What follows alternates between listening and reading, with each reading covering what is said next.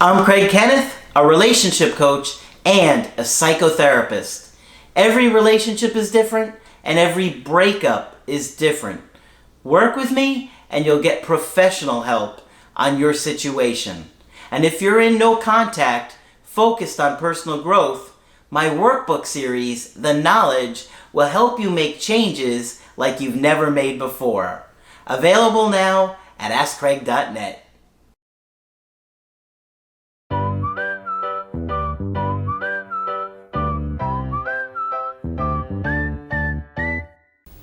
Hi there, I'm Coach Craig Kenneth, and in this video I'm going to be talking to you about he doesn't want to lose our connection, but... Yeah, so what does that but mean? Well, unfortunately, it can mean a lot of different things depending upon each situation. There's differences, but you're going to see a pattern that I see oftentimes that comes with breakups. A lot of times, people really want a connection, but for whatever reason, they can't do it. And the difficult part is that if you were a good partner and you really care about somebody and love them, you'll really fight through anything together. You'll fight for them, you'll be there for them, you'll stand by their side, and yet they shut down and they can't do it. And so many people have an attitude of, well, if they really cared about you enough, they would. And while there's certainly some truth to that, I don't see it as black and white. People have emotional issues, they have mental health problems, they have attachment issues. And when you haven't worked through those things, they often take over your life. And it's not just a relationship, if you think about it. So, when somebody says, oh, if they wanted to, they would. Well, think about this. Look at how that person is struggling in other areas of their life. They're struggling with work, with depression, with their friends, with their family. So why isn't it the same for those things too? You see what I'm saying? People get very upset and take it personal. Oh, if they really loved you, they would be there for you. But when they're struggling with those other things, they don't see it the same way. So what I'm telling you is, you got to really look at the whole person and the struggles and the issues that they're having. Because chances are, if they're really attached to you and they feel a strong connection to you and they can't do it, it's because they're struggling with their mental health, probably depression, anxiety, trauma, work-related issues. All those things can overwhelm the person to the point where they feel like they can't do it, at least right now, and they don't want to hurt you and disappoint you, which ironically they do when they end the relationship. So today I got a good email coaching that's going to kind of talk about some of the things that I'm talking about, because a lot of times people will say something to you like, I really care about you and I really love you, but I can't do this. I can't do this connection right now.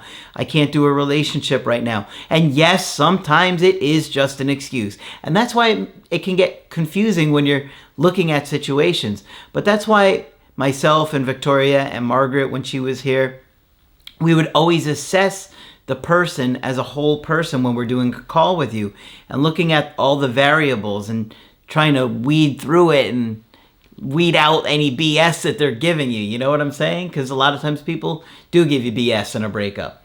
So trying to figure out if it's authentic or if they're just lying or just giving you excuses, that can be tricky. But we've been doing it for a long time, so we can see those things a lot more clear because we deal with it every day. So I got an email coaching today, and this couple was together for 7 years. They're both in their, let's say, early to mid 40s. And she said that they did not officially live together due to his dismissive, avoidant attachment style.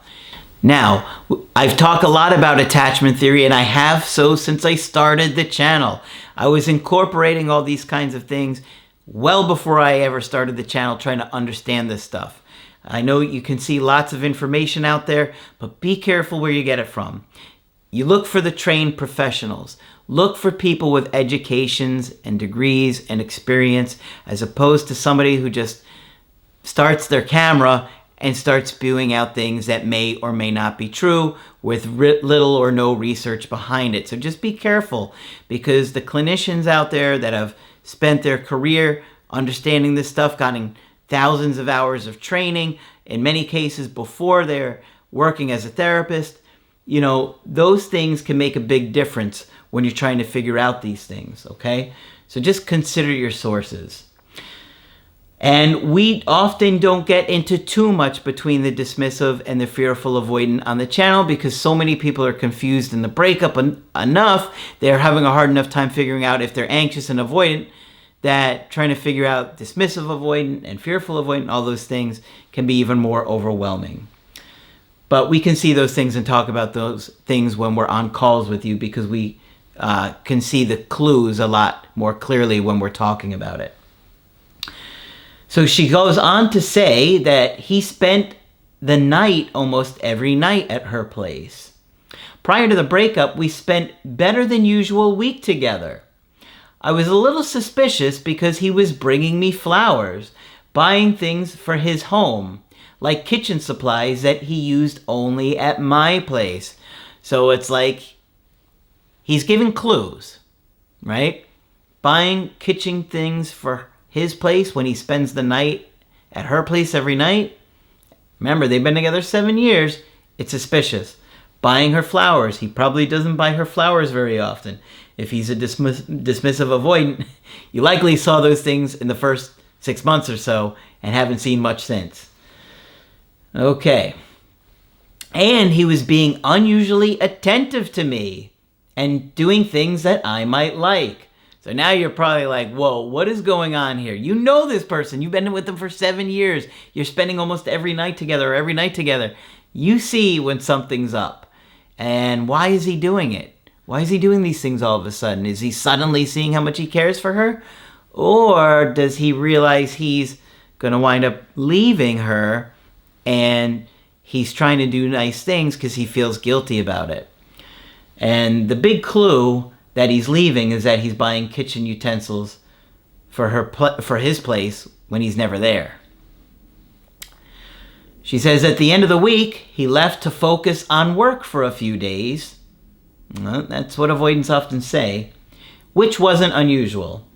On day 3, I texted him, "Miss you," and he said, "Same." Oh, he's so romantic, isn't he? He really has a way with words.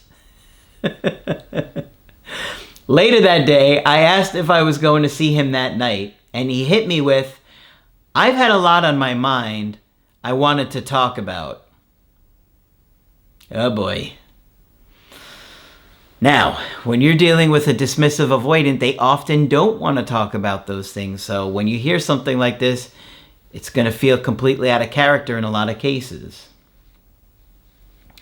Since we had an unusually great week, and because he never wanted to talk about his feelings, like I just said, I knew what that meant. I asked him, here we go, she's going to get anxious right away because she knows something's wrong. She's probably got an anxious attachment style. She's hypervigilant to the separation and the abandonment. She knows something's wrong. How many of you have been guilty of this? I asked him to call me ASAP, and eventually he did, right? How many of you felt something was wrong towards the end of the relationship, right before the breakup, right around that time, and you were like, "Call me. We got to talk about this. What's going on?" It's normal, especially when you have attachment issues and you haven't worked through them yet, right? Because we're being triggered. We haven't stayed centered yet. These are the kinds of things that secure people can stay centered on and don't freak out about. Whereas if you're anxious or insecure and have attachment issues, you're likely to say the things like, "Hey, call me ASAP." And then when they don't call you within 5 minutes, you've blown up their phone 12 times. This is why you got to do the work. Do the creative healing course. Do the knowledge workbooks, 30 minutes a day. They'll change your life. I promise you. They are fantastic. He told me that he doesn't want to lose our connection. But, okay, so here comes the important part. He wants to concentrate on work, and it's too stressful and not fair to me to do that while in a relationship. Now, I just had an avoidant do a call with me last week and said almost the same thing to me about what he did to his anxious partner. And I could really feel that it was authentic. He genuinely felt like that. It wasn't BS. He wasn't saying it as an excuse. It often feels like one. But I could really sense that he in his mind, felt like that is what he had to do. He had had financial problems, and in his country there was a major financial crisis going on, and he really feel like he had to turn that around for himself before he could be in a relationship. Now, most anxious people are not going to feel like that or think like that. They'll have the attitude of, I don't care. I don't care about work. Work is work. I care about us. I care about our connection, and I don't care what I'm struggling with at work. I want to work this out with you. But avoidant people just don't operate the same way in many cases. So here we have a similar reason. Got to concentrate on work. Everything's too stressful. It's not fair to her, which is true. It's not fair to her. And that guilt that the avoidant is feeling makes them feel like they have to end things. This is something he mentioned a couple of times before without it resulting in a breakup. I kept my cool and calmly said, I don't want to stress you out. She handled that really well. He asked if I wanted him to come over and discuss it more, and I said, no, I'll pack your things. Now, maybe it's a little bit short, but I'd rather have gone this route than begging and pleading, so I'm okay with her handling it like this. She didn't have an emotional meltdown. She didn't blow up. She didn't scream or yell, beg or cry, all that stuff that often makes the avoidant shut down even further. I didn't want to cry and make a scene in front of him or add to his stress since his dad passed away about a year ago this month. So now we have another major issue going on here. This could be an anniversary reaction. I can tell you that every time the anniversary of my mom passing comes up, I know it. I could feel it. I know I'm going to get more tired or irritable. I have to be more conscious of what I'm going through because it's a particularly difficult time for me. It's that anniversary reaction. It comes up around my mom's birthday. It comes up, unfortunately, for me, on two major holidays with my dad, because my dad's birthday was on New Year's Eve and my dad passed away on Valentine's Day. So I don't forget those, obviously. But the point is, those anniversary reactions come up. They're in our unconscious. So you have to make the unconscious conscious. And that is a big thing that Creative Healing Course helps you to do. Making those unconscious things conscious. That's how we heal things. Okay? If we don't, and they stay in our unconscious, we don't deal with it, and then you don't heal it. Okay, so I packed his things, and a few days later, gave them to a girlfriend to give to him. I asked what he said when he picked them up, and she said he asked about a vacuum cleaner that I forgot to give her. So he's worried about the vacuum cleaner. When she said she didn't have it, he said he'd contact me about it. As of now, he hasn't. I haven't heard from him or contacted him since early December, and we are now at the end of December. He dumped me 6 days before my birthday, and I didn't receive a text then or for Christmas. Just silence. That really hurts. A breakup is bad enough. But then to have your birthday right around Christmas, and then Christmas a week, all this going on like a week or so before Christmas, makes it even tougher. So I'm sorry you're going through that, because that would really be tough. I'm devastated and wondering what to do next other than no contact, working on myself and giving minimal replies if he does reach out. Was I too cold accepting the breakup to make him not want to come back? I don't think so. If anything, he'll have to sit with the consequences and feel the anxiety of the decision. So that's fine. Let him. Do you think there's any hope that he will reach out to me soon? Well, I wouldn't say soon. I don't know what's going on with him. It could be this anniversary reaction. Maybe he is really stressed out about work, but usually in situations like this, they're going to need several months to reach out. I wouldn't be surprised if he took until the springtime to reach out.